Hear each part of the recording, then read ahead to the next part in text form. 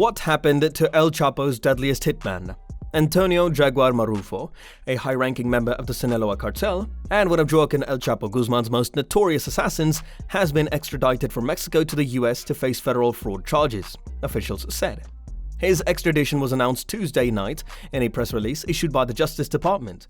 He will appear in court in Texas after being charged in the same April 2012 RICO indictment in which Guzman was named, with charges of conspiracy to commit murder, kidnapping, money laundering, and dope distribution. But what happened to El Chapo's deadliest hitman?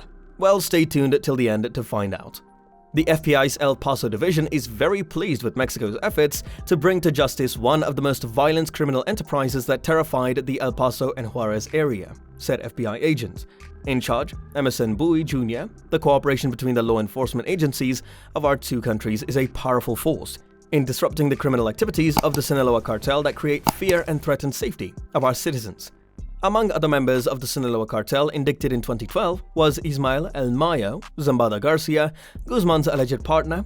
He and others named in the indictment allegedly worked together to kidnap, torture, and kill people who stood in the gang's way. No individual community or country has to endure the atrocities described in these charges, said ATF Special Agent in Charge Jeffrey Boshak. The cooperation between US and Mexican officials sends a clear message of our commitment to cooperate in the investigation and prosecution of members of these criminal organizations. Marrufo was in prison in Mexico before being extradited on Tuesday. In the 2012 indictment, he was charged with 2 specific acts of violence. These include a kidnapping warrant in Horizon City, Texas in September 2009, and a plot to kidnap and murder an El Paso resident and 2 family members in May 2010. Specifically, Torres Marrufo ordered the victim's removal in response to the loss of a 670-pound shipment of cannabis seized by Border Patrol at a Sierra Blanca checkpoint on August 5, 2009. The indictment reads, after the kidnapping, the victim was taken to Juarez, where Torres Marrufo interrogated him and ordered his murder.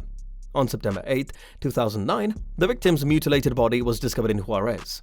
In 2010, Marrufo allegedly ordered an individual from El Paso to have a wedding ceremony in Juarez for him to confirm the identity of a target. The target is the groom, a US citizen and resident in Columbus, New Mexico. By order of Torres Marrufo, the groom, his brother and his uncle were all kidnapped during the wedding ceremony, then tortured and murdered, the indictment reads. Their bodies were discovered by Juarez police a few days later in the bed of an abandoned lorry. In addition, a 4th person was killed in kidnapping during the wedding ceremony. Marrufo faces life in prison if convicted. His name appeared during El Chapo's federal trial in New York earlier this year, with a witness claiming he kept a soundproof murder room. Once he took me to a house where the floor was just white-tiled floors, says cartel snitch Edgar Galvan. That's where he kills. According to federal officials, Marrufo's investigation resulted in the seizure of hundreds of kilograms of cocaine, millions of dollars worth of drug products, and hundreds of weapons were also seized. Through close and sustained cooperation with our partners in Mexico, we are bringing cartel leaders to justice, said Kyle Williamson, special agent in charge of the DEA. This extradition sends a message to these leaders that we will not stop pursuing them no matter where they are or how long it takes. Manuel Aponte Alejandro Gomez Diaz, commonly referred to by his alias El Bravo, was also a Mexican professional hitman and high-ranking leader of the Sinaloa Cartel. Manuel was born in Chilpancingo, Guerrero, Mexico on December 10, 1974, and previously served in the Mexican Armed Forces and was involved in organized crime from 2000 to 2006. After meeting Guzman, Aponte was appointed head of security, more wanted by law enforcement agencies.